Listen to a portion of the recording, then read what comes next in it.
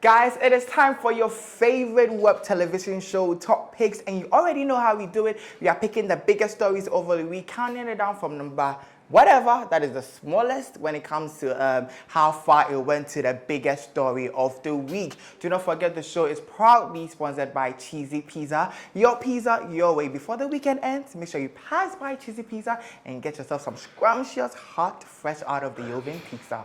We'll be right back.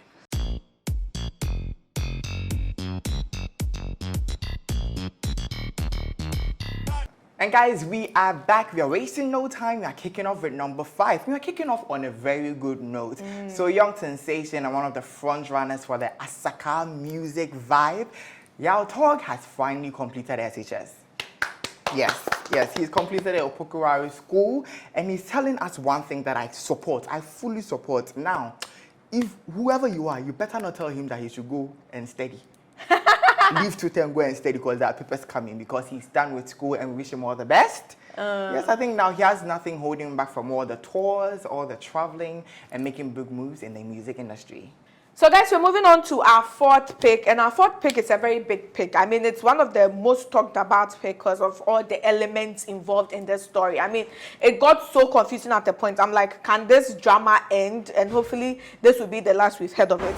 So you guys, the controversial TV personality Sarfowaa, who has been in the news over the whole, I feel like the whole year, either she's attacking a queer GMB or she's talking about her broken up relationship with Dr. Kweku Oten, or it's Tracy Boache, or it's just one person after the other. I mean, she's been going back and forth the whole year. And this time she decided to go for none other than the English professor of the Ghana entertainment industry, the Ghana journalism industry, Nana Aba Anamoah. I mean, of all the people she could have gone for, I mean, this was the one that I never saw coming because they are so well apart. So I didn't imagine there being any connection for her to, even have anything to say. But apparently she does. So she took to Instagram and wrote a very lengthy caption alleging that Nana's Range Rover that was gifted to her 2 years ago was actually from her boyfriend at the time, and then she didn't speak on it because her boyfriend had told her not to speak on it. And so many hula balloons, Nana Aba is following her boyfriend, trying to take him away from her. Like, you see how confused I am? It's the same way the whole thing was confusing on social media, because it's just one scenario after the other, and it made no sense. But then we all thought Nana Aba Anamoah is not going to, stoop to her level and respond. At least that was what we thought. And so Monaguchi broke the news that she was arrested in police custody, and we're like, has Auntie Aba finally, gotten a scapegoat to make a lesson out of? But apparently no. She was arrested because she had posted, some defamatory videos involving some persons after, threatening them. And then based on that, the person had reported her to the Ashoma police, and then she had been arrested and she was in police custody. And even Monaguchi went to, visit her in the police cells, and then, she looked all remorseful and what have you. And we're like, okay, that is the end of that drama. Only for her to come out and call Monaguchi evil, and Monaguchi is the person who was behind her arrest, and Monaguchi is... But basically, she said she did all of this week because she's promoting an event and wants the hype. All I can say is... The P in hype definitely stands for police station. That P stands for police station. Exactly. Because right? Moving on to our 3rd pick, we are going all the way to Nigeria, and songstress Tiwa Savage may be enjoying the wave that her hit single Somebody's Son featuring American singer Brandy is making in the whole world. Yes, she is set to release the new music video for the song that is going to only make the song go more viral. But another video of hers that is supposed from going viral is her sex tape. So the singer has disclosed that she is being blackmailed by a sex tape of hers with her current boyfriend. So yes, during the whole interview, she didn't point fingers. She didn't blame anybody. She didn't blame the boyfriend she is with now for releasing a sex tape. So I think how the sex tape got out, she doesn't know. She seemed pretty calm about the whole situation, and she's saying she's not paying a dime to this person blackmailing her, because what is the guarantee that when I pay you the money, you will not post it either ways? And if I pay it now, next year, 2-3 years along the line, you come back and hold it over my head. For Tiwa Savage, she seems sex is sex. I'm not the only one having it. So if you want to post it, I'm not paying a dime. And that is the spirit. I personally say it's 2021. Why are you holding this down? Why are you holding this over her? Everybody has sex and it is wrong.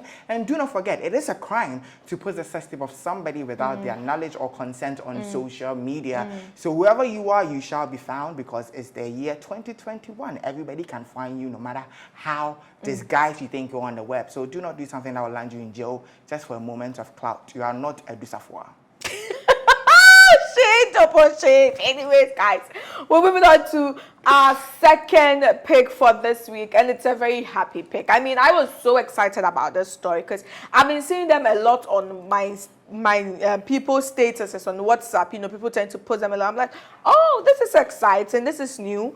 There is a duo who have gone viral. They are called Demand and Supply. It's two young men who have impeccable presentation skills. So they present news either locally or in the international language. So sometimes they present as TV3 newscasters, and sometimes they present as, you know, UTV or Peace FM newscasters, and they are good. Guys, when I tell you these guys are good, you will literally listen without watching the video. You're asking yourself, are these guys or girls? Until you watch the video, you literally feel like they are women, matured women, not even guys or girls. They are so good that a lot of people were hoping that they get a break, and they sort of have gotten that break because they were privileged to have been invited to meet the management of Despite Media Group. So a video of they presenting to the executive producer of Despite, the managing director, Beku Santana, and most of the popular TV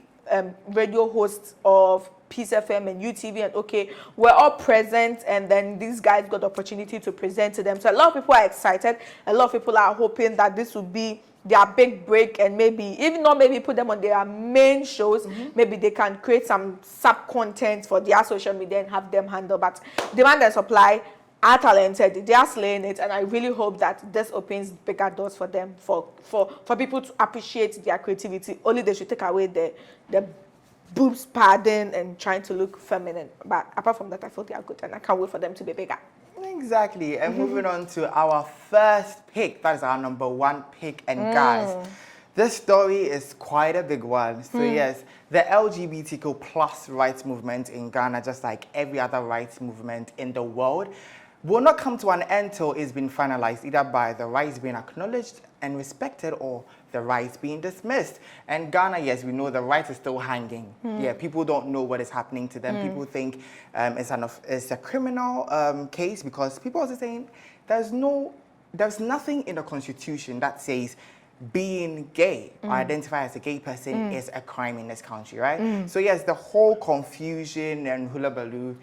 And amidst it all, City FM's presenter and journalist Umaru interviewed Professor Audrey Gajepo.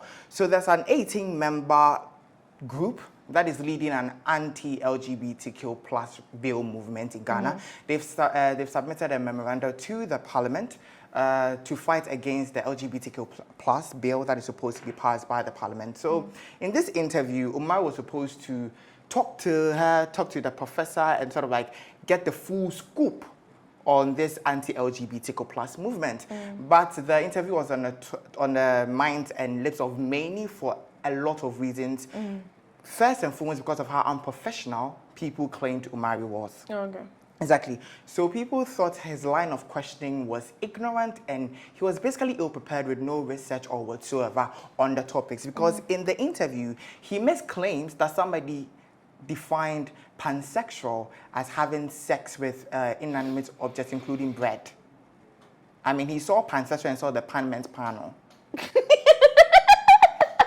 Another question he asked the professor was also if the professor's pastor is supposed to meet her today how does she think he would react to the fact that she is leading an anti-LGBTQ plus bill movement, since she's a Christian and she goes by the Bible? Yes, so a lot of people have been criticizing Umari. A lot of people have been taking hits at journalism in Ghana, and that the fact that it's not really objective and professional. Personally, for me, I feel like that interview brings a lot to light. The most important thing is the media has chosen a stance when it comes to this issue, and that most dangerous weapons are ignorance, ill information, and definitely blatant bigotry. Let us know what you think. Because I've watched the interview and I was least to be pleased. Have you seen the interview? No, I haven't, but I've seen excerpts of it on social media. And like I said, it was more of highlighting the ills of, you know, what people think Umari didn't do right. So probably I'll just take time to watch the full thing, because everybody needs to be educated on this subject to be able to share their opinions and all of that. Exactly. So if you haven't watched it, please, I'm sure it's on City TV's YouTube page. Find it, watch it, and then let us know what you think as well. Definitely, definitely. And me, I'll quote Professor Audrey. It is almost laughable to me. And that is how we end topic today. But of course, thank you so much for sticking with us. Thank you so much. Follow us on all social media platforms. It's Ameyaw TV on Instagram, Facebook, and Twitter. And on YouTube. YouTube is Ameyaw TV official. Make sure you subscribe whilst you're here, and do log on to www.ameyawdeva.com for the latest in the world of entertainment and lifestyle. We'll see you same time next week. Peace out.